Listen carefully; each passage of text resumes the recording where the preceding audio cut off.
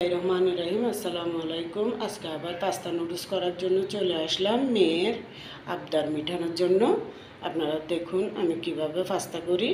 এখানে দেখুন আদা রসুন আর পেঁয়াজ, তারপর এখানে গরুর মাংস কুরমা করার পর এটা ভুনার পরে আমি কেটে নিছি। আর এখানে এক প্যাকেট ম্যাগি নুডলস আছে। এই যে এখানে এতটুকু পরিমাণে আমি পাস্তা নুডলস দিছি, এখানে আরেকটা দিছি। তারপরে এখানে দুইটা ডিম আমি এখানে হালকা সামান্য একটু গরম মশলার উপরে ভুনা করে ফিক্স করে নিছি। তারপর এখানে কাঁচামরিচ ধনিয়া পাতা টমেটো দুইটা। এই যে এখন পাস্তাগুলো সিদ্ধ করার জন্য প্রথমে দিয়ে দেবো এই পাস্তাগুলো ফুটন্ত পানির মধ্যে দেবো। পাস্তাগুলো সিদ্ধ করার সময় 2 চামচ লবণ, 2 চামচ দিলাম না, আমি 1.5 চামচই দিলাম। আমি পাস্তা দেওয়ার পরে 2 মিনিট পরে এবার এই পাস্তাগুলো দিয়ে দেব, শামুকের পাস্তা। এবারে দুটোটা পাস্তা মিলে কিছুক্ষণ সিদ্ধ হোক, তারপর আবার দেখাচ্ছি।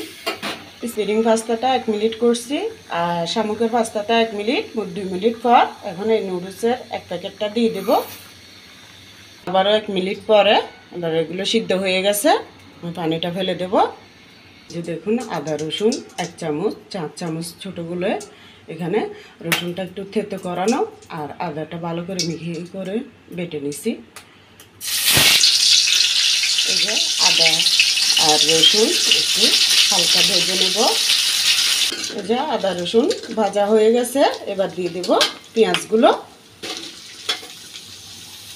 দিলাম হালকা জিরার গুঁড়ি, এটা আমি তেলে ব্লেন্ডার করে নিছি। দিয়ে দেবো একই পরিমাণে একটু ধনিয়ার গুঁড়ি, জিরা ধনিয়ার চেয়েও কম সামান্য পরিমাণে গরম মশলার গুঁড়ি, সামান্য পরিমাণে লবণ দেব, কারণ পাস্তা সিদ্ধ তো লবণ আছে, আবার ডিম ভুনা তো লবণ আছে, মাংস তো ভুনার সময় লবণ ছিল। এবার একটু নেড়ে দেবো। এগুলো সব ভাজা জিরা ধনিয়া গরম মশলা এগুলো সব টালার পর ভেজে নিচ্ছি, ব্লেন্ডার করে নিচ্ছি আমি। আপনারা চাইলে বাটাও দিতে পারেন, গুঁড়িও দিতে পারেন, যার যেরকম ইচ্ছে ওরকম দিবেন। তবে এইভাবে দিলে বাটা অথবা টালার পরে এটা গুঁড়ি করে দিলে খুব ভালো লাগে খেতে। সামান্য একটু পানি দিয়ে দেব। 1 মিনিট পরে দিয়ে দেব এই যে মাংস কুচানোগুলো। এই যে দেখুন আমি এই মাংসগুলো মশলার উপরে প্রায় 4 মিনিট 5 মিনিটের মতো এভাবে ভুনা করে নিছি, কারণ আমি মাংসের জন্যই সামান্য সব কিছু মশলা দিছি। এই দেখুন এরকম আস্তে জালে 4-5 মিনিট আমি এগুলো ভুনা করে নিছি। এর মধ্যে এখন দিয়ে দেব এই যে ডিমগুলো। ডিম এটা আমি হালকা গরম মশলার উপরে আর লবণ দিয়ে ভেজে নিছি।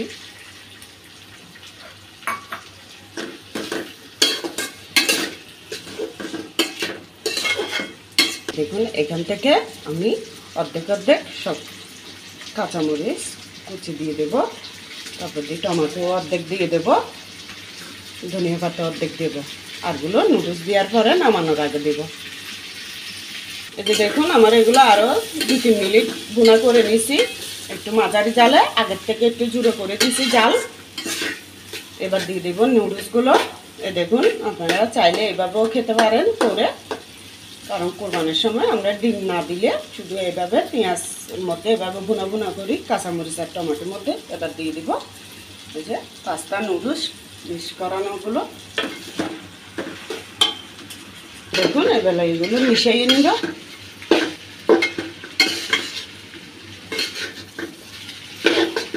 এখন 1 মিনিট পরে এবার দিয়ে দেব এই যে ম্যাগি নুডলসের 1 প্যাকেটের মশলাটা উপরে ছিটিয়ে দিব। আবারও দিয়ে দেব ধনিয়া পাতা কুচি, এবার দিয়ে দেব টমেটো কুচি, তারপর দিয়ে দেব কাঁচামরিচ কুচিগুলো। আপনারা যেভাবে পছন্দ করেন এভাবে দিবেন, ভালো লাগলে আমি যেরকম দিচ্ছি ওরকমই দিবেন। দেখুন এভাবে ঢেকে ঢেকে আমি আরও 5 মিনিট কিছুক্ষণ পর পর নেড়ে নেড়ে দিছি। এভাবে কারণ এগুলো আস্তে জালে মৃদু জালে হতে হয়। আমি একদম ডিম জালে দিছি। দেখুন আমার পাস্তা নুডলস হয়ে গেছে। আপনাদের যদি ভালো লাগে এভাবে আপনারা করে দেখবেন, আশা করি অনেক ভালো লাগবে। শুধু ভালো না, আমি প্রত্যেকটা রান্না যেভাবে করি আমার ঘরের মানুষ সবাই খুবই পছন্দ করে, তাই আপনাদের সাথেও শেয়ার করি রান্নাগুলো। যদি ভালো লাগে আমাকে একটা লাইক দিবেন, সাবস্ক্রাইব করবেন,